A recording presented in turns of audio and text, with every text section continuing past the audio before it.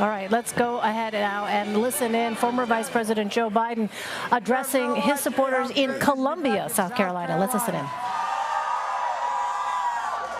Great to be with you all tonight. All of you be here tonight. I hope you love me as much as I love you guys. I've been coming here a long time. When I die, I want to be reborn in Charleston, actually. I like the low country, you know what I mean? Look, I hope, thank you. Please sit down if you have a seat. Thank you, thank you, thank you. I'm Jill Biden's husband, and I work for Cedric Richmond. And David Mack is taking me to school. Well, look, I know some of the other senators came over. They came up to see me. They're in session right now, and I thank them for making the effort. There's so many people here for me to say thank you, thank you, thank you. So I just spoke to our folks up in New Hampshire, and they did a good job. But I want to tell you, the people of Nevada are watching, and I want to make it clear we praise their diversity as a state, and I'm going to be out there seeing them very soon. Tonight, though, we just heard from the first two of 50 states. Two of them. Not all the nation, not half the nation, not a quarter of the nation, not 10%. Two. Now, where I come from, that's the opening bell, not the closing bell. And the fight to end Donald Trump's presidency is just beginning. Just beginning.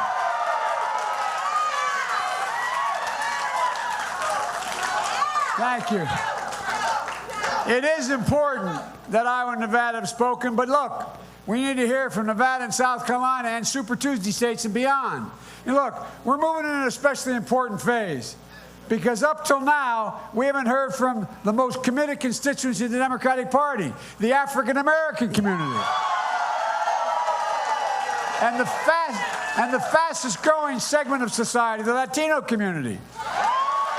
I want you all to think of a number, 99.9%. That's the percentage of African-American voters who have not yet had a chance to vote in America. One more number, 99.8. That's the percent of Latino voters who haven't had a chance to vote. So when you hear all these pundits and experts, cable TV talkers talk about the race, tell them, it ain't over, man. We're just getting started. Our votes count too. We're not going to let anyone take this election away from you. Look, I've said many times, you can't be the Democratic nominee and you can't win a general election as Democrat unless you have overwhelming support from black and brown voters. It's just really simple. No, it's a natural fact. It's true. It's absolutely true. And folks, you know, all those Democrats who won against incumbents, from Jimmy Carter to a guy named Clinton to a guy named Obama, my good friend, guess what? They had overwhelming African-American support. Without it, nobody's ever won. No, really. And you all know you own my heart. Look, more important, should you not win the Democratic nomination for president, you shouldn't be able to win it without black and brown voters. Too often, your loyalty, your support, your commitment to this party have been taken for granted. I have never once in my career since I got involved as a kid taken it for granted. And I give you my word as a Biden, I never, ever, ever will. Now, if you want to know what any other candidates are going to do in the future, the tendency is to look at the past. Well, I left a law firm when I was a kid with a great job in a fancy law firm that to become a public defender, to fight for the people in the community I used to work in the East Side, because they couldn't afford a lawyer. On the county council, I fought against redlining. In the U.S. Senate, I passed the extension of the Voting Rights Act for 2 decades. The Violence Against Women Act. And by the way, I had the back of a great president named Barack Obama for 8 years.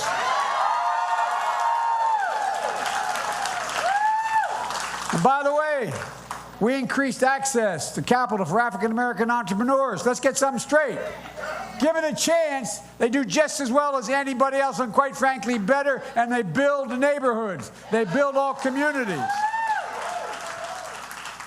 Barack and I were able to reduce the federal population, and speaking HBCUs, I got $70 billion coming to HBCUs. Not a joke. And minority universities. Look, we saved the automobile industry. We passed Obamacare. We stopped insurance companies from discriminating against people with pre-existing conditions. And on top of all of that, we built an economy that Trump is bragging about.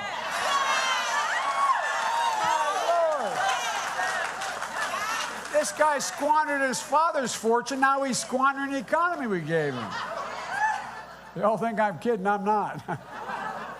So, Mr. President, instead of talking about impeaching Barack Obama, you should be saying, thank you, President Obama. Thank you, thank you, thank you. But, folks, look, we have so much more to do. I promise you, as your president, you will be partners at shaping the policy to make sure every single American has an opportunity. The thing that I've never liked, and I was chairman of the Judiciary Committee for years, I don't know what you need best. I listen. You all, the leaders of the black community, know what you need best. We don't listen enough. We take for granted. You know what you need. You know what your families need. And I've never not listened to you. First, we need to defend and build on Obamacare. Trump wants to get rid of it. Even some of the folks in my own outfit in the primary want to take it away.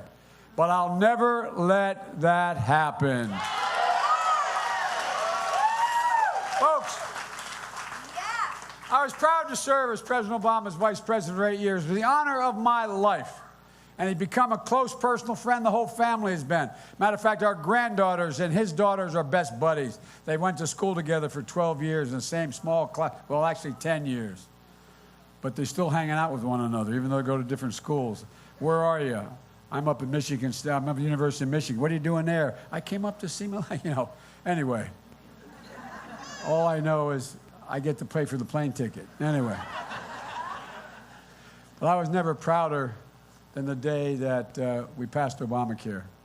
And here's what we're going to do. We're going to expand that. We're going to eliminate, we're going to get rid of all the executive orders that had curtailed it.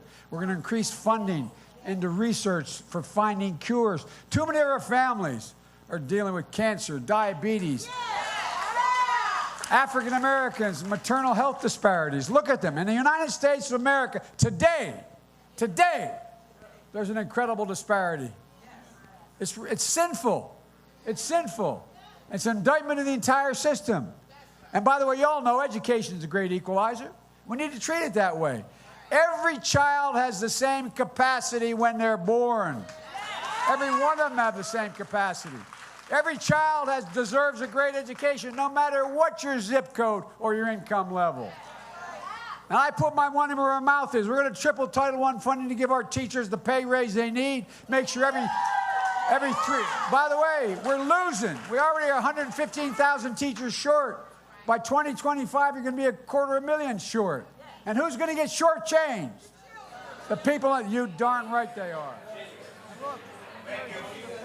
You have been listening to former Vice President Joe Biden address